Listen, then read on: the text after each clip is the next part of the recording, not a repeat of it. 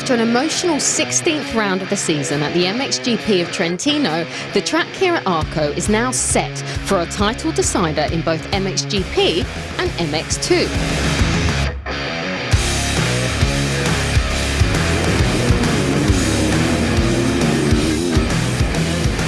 Defending MXGP champion Tim Geiser is on the cusp of clinching his 4th world title, while Tom Vial is within touching distance of opening his account in MX2.